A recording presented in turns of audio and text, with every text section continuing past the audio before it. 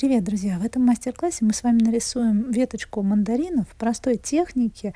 Она будет доступна и новичкам, и детям, и вы сможете попробовать это, может быть, и со своими детьми, или порисовать, отдохнуть самостоятельно. Начнем с рисунка. Нам нужно сделать несколько мандаринчиков. Не бойтесь их прятать как будто бы один за другой. Представьте себе движение, какой-то поток, по которому движется эта веточка, ну, то есть как бы немножко таким зигзагом. Но при этом постарайтесь, чтобы зигзаг не был четко, аккуратно, правильный. То есть какой-то асимметрии, какой-то вообще в природных формах лучше всего избегать такой симметрии и четких, заданных, правильных форм. Лучше стремиться к тому, чтобы этого не было. Я для того, чтобы у меня получались более-менее ровные кружочки, использую крышечки от каких-то витаминчиков. У меня получилось несколько крупных кружочков и 3 более мелких. И сейчас я сотру лишнее и выберу, что у нас будет на переднем плане, что будет уходить назад. Оставшееся пространство заполняю листочками, но, может быть, еще потом в цвете будет еще видно, где какие листочки будут. Несколько листочков можно сверху положить как бы над веточкой на передний план. И теперь начинаем работать с цветом. Не пугайтесь, я начинаю с желтого цвета. Для того, чтобы мандарины получились такие красочные, наполненные оттенками цвета, сочные, нам нужно использовать несколько оттенков цвета. Я набираю довольно большое количество воды на кисточки и заполняю весь мандаринчик, пропускаю, вот здесь у меня листочек будет на переднем плане, заполняю все это такой влажной заливкой желтого цвета с большим количеством воды. Теперь набираю на кисточку немного красного цвета, тоже с достаточным количеством воды, обвожу какие-то участки и добавляю потом еще немножечко оранжевого. Теперь можно аккуратненько кисточкой чуть-чуть подтянуть, распределить, но при этом не нужно стремиться к тому, чтобы цвет выровнялся идеально ровно. Для того, чтобы у нас какой-то оставался блечок, я промакиваю верхнюю часть немножечко салфеткой. На самом деле цвет лучше, интереснее распределяется, когда мы немножко наклоняем лист, поэтому если вы не боитесь лезть в эту заливку кисточкой или чувствуете, что начинаете там закапываться и получается какая-то грязь, попробуйте эту заливку немножко наклонить и дать краске немножко поперетекать. У нас не должен получиться однородный цвет, у нас должен получиться перехода цвета от желтого к оранжевому и даже почти что к красноватому. Сейчас на других мандаринах это будет видно чуть лучше. Двигаемся дальше. Я пока отступаю немножко места для того, чтобы, ну, скажем так, не лезть на рожон и дать краске хотя бы чуть-чуть схватиться, чтобы она прям очень сильно не потекла, если я случайно ее задену. Повторяю тот же самый прием, заполняю область будущего мандарина или апельсина желтым цветом. Делаю это так, чтобы было достаточно воды, чтобы краска легко перетекала. Добавляю красный цвет. В данном случае нам нужно, чтобы была как бы показана такая немножко тень от верхнего апельсина, поэтому красный цвет не только по низу, но и под апельсином, и там в серединку чуть-чуть оранжевого цвета добавляю. На самом деле можно даже оранжевого иногда и не добавлять, если у вас получается хорошо сводить. Но с оранжевым будет получаться чище.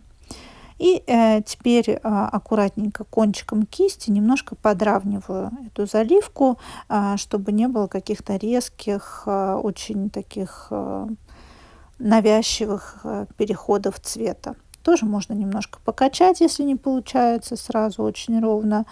Вот, ну, доводим до того состояния, чтобы нам нравилось. Но, опять же, не нужно стремиться к идеально ровной заливке.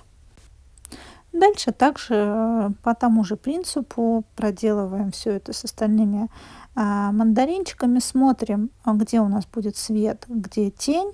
То есть по нижней части у нас по-любому идет тень, плюс может быть какая-то тень, как бы падающая от листочков, либо от нависающих сверху мандаринов.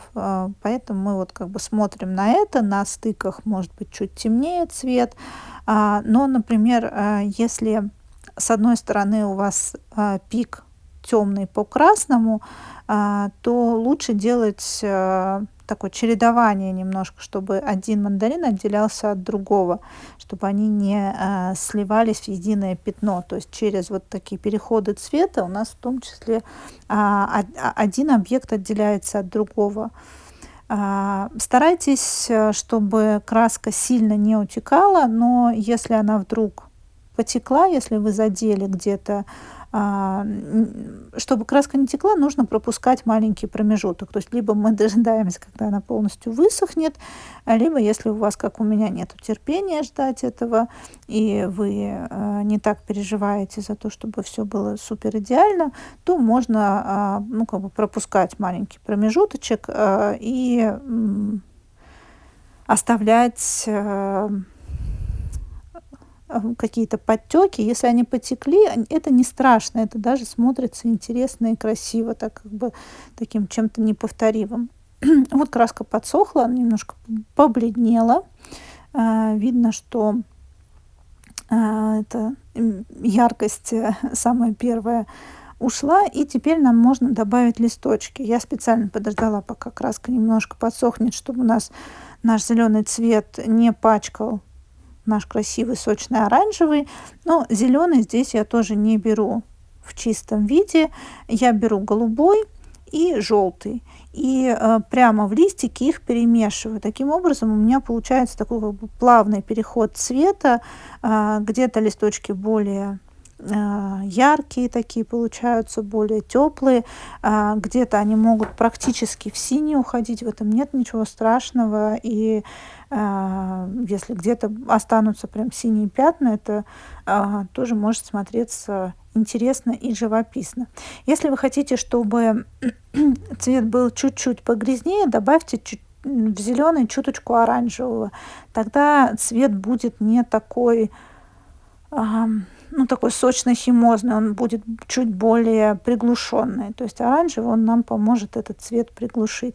Но здесь выбирайте то, какого эффекта вы хотите добиться. Хотите более таких сочных и ярких цветов или чего-то более такого натурального, естественного, приглушенного. Но самое главное, старайтесь, чтобы оттенки варьировались, чтобы многообразие зеленых оттенков, оно придает жизни нашим листочкам, и у меня есть на эту тему отдельное видео, загляните, где-то здесь будет ссылка на него. Дальше голубеньким цветом добавляю немножко фона, и завершающим этапом будет добавить немножко текстуры на наши мандарины. И здесь у нас есть как бы два варианта. Либо мандарины уже высохли, либо они еще влажные. В зависимости от этого эффект будет немножко отличаться.